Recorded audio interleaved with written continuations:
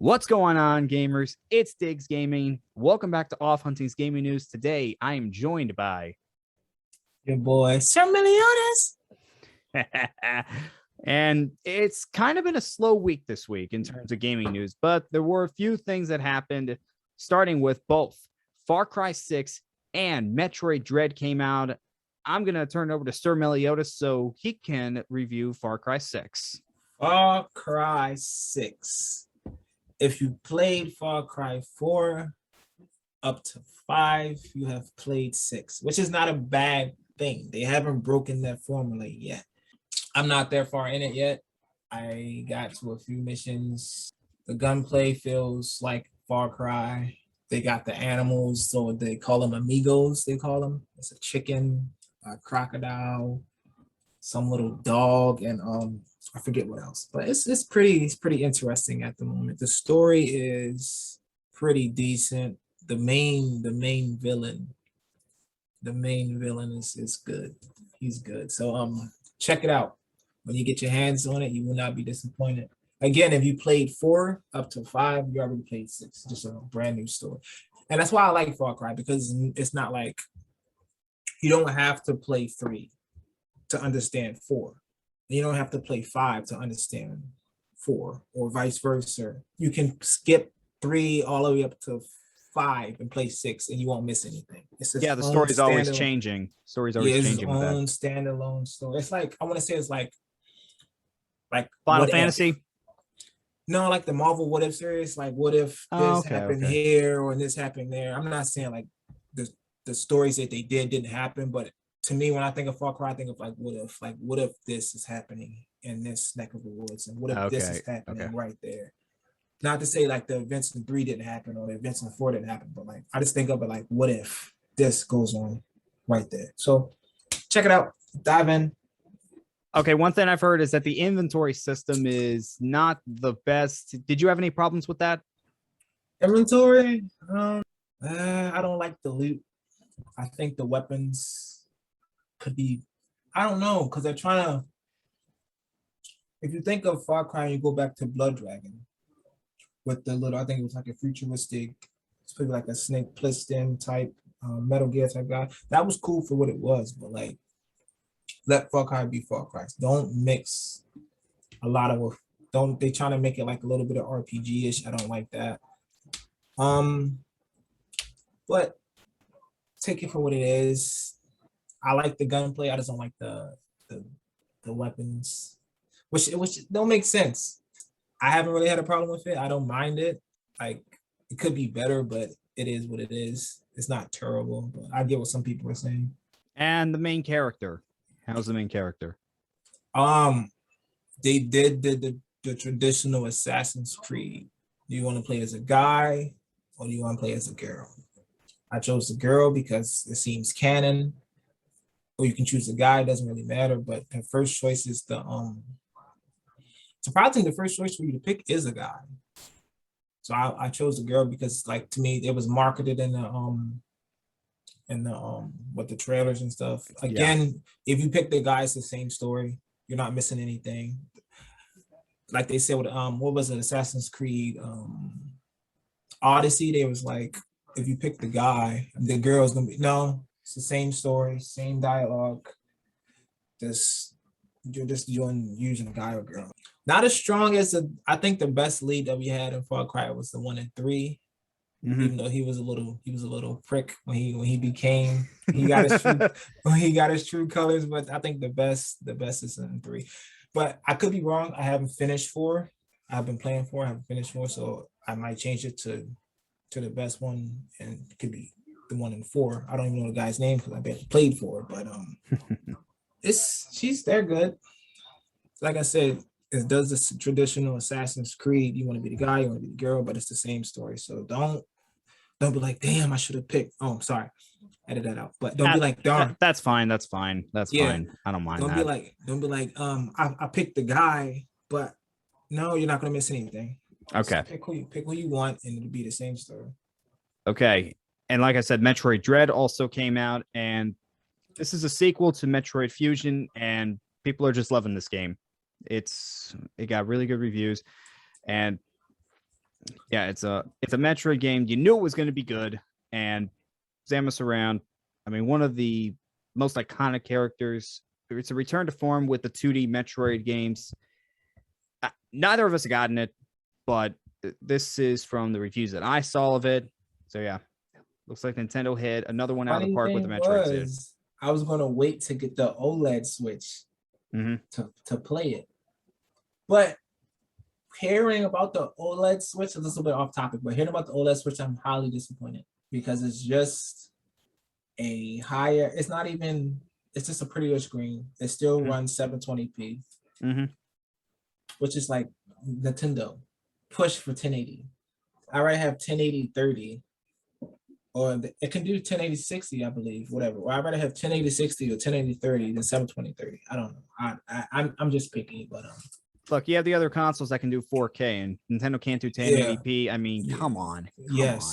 Come on. It's like you're still pushing 720, and that's so like I'm gonna tell you how bad 720 is. 1080p, you can still get away with a lot of video games being 1080p, and it still looks good. Yeah. Watch a YouTube video. I'm gonna tell you how bad 720 is. Watch a YouTube video on YouTube in 720p, and it's gonna look trash. Watch one in 1080p, and it's gonna look decent. That's how bad 720p is. So I need them to step it up and push their console to 1080p. Hey, they can even do. I'm not saying why they're not pushing for like 2K. That's a basic phone screen. Most phone screens are 2K, 1440p. I don't know if 2K is 1440p. I could be wrong, but like 1440p I don't know. not, but somewhere in between that. Like most phones you have now are 2K. Push for that. It don't have to be 4K. It doesn't have to be 8K. It's like something decent, man. Something decent. Yeah.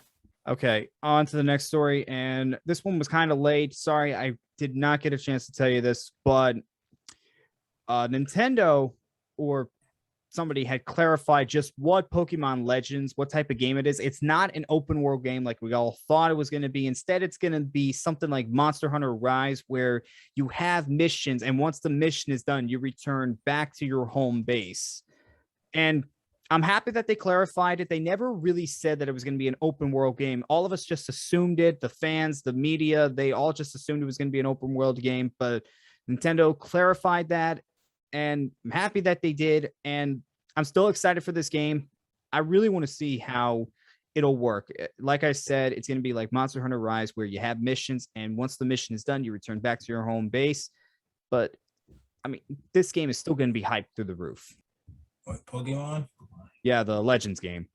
Oh, so that's not open world? The one that we were talking about in a few episodes? Yeah, it's not open world.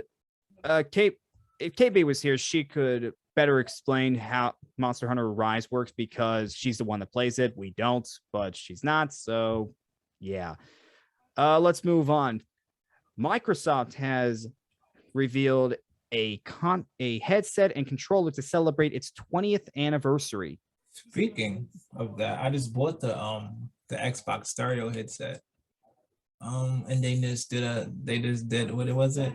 The 20th anniversary on the same headset I just bought. So I might pre-order because it's up for pre-order right now. Surprisingly, the controller is sold out. Not surprised, but Not surprised by that. Time. Yeah, it's hard to believe it's been 20 years since that original Xbox came out, and gaming's never been the same since. It's never been the same. 20 years. And I'll tell you what, I can't wait till we start talking about how the different consoles change games. And I mean, like I said, when Microsoft revealed that Xbox, everything changed. Everything. Open up the floodgates. Speaking of open up the floodgates, Twitch was hacked this week, and it was a pretty big hack in that source code, payment numbers, user information, and a few other things were leaked on 4chan, which, as you all know, that's not good. It is not. Now, Twitch did confirm it. They went to Twitter and they confirmed it, but that's about it. They're not really giving us any updates on this, but I mean, this is bad for anybody that has a Twitch account, myself included. And one thing that you might want to do, you might want to go ahead, change your password, do a 2-step verification. I mean, this is one of the worst things that can happen to a website. And for Twitch, it is just not a good look for them. The fact that this stuff got hacked. It really isn't. Meliodas? Oh, I don't use Switch, so rip to whoever does. And if your account got hacked, I'm sorry. On to our next story. So remember when PlayStation announced that the PlayStation 3, PlayStation Vita, and the PSP stores were going to be closing, and a lot of people were not happy about it. And then they changed their mind, and the PS3 and Vita stores were going to remain open, and it was just going to be the PSP store that was going to be closed. Well, little bit of a curveball has now been thrown because PlayStation has announced that you can no longer add to your wallet or use direct payments on the PlayStation Vita or PlayStation 3 store starting on October 27th. So you want to purchase something on either of those stores, you have to put money into your wallet, like either put a gift card or like put actual money in there through either the PlayStation 4, PlayStation 5, or the PlayStation Store online. And that's how you can do that. I don't think it's as big of a deal as some others do, because it's not as if you can't purchase anything on PlayStation 3 anymore. It's just a little more hurdles that you got to jump through, but these stores are still going to be remained open.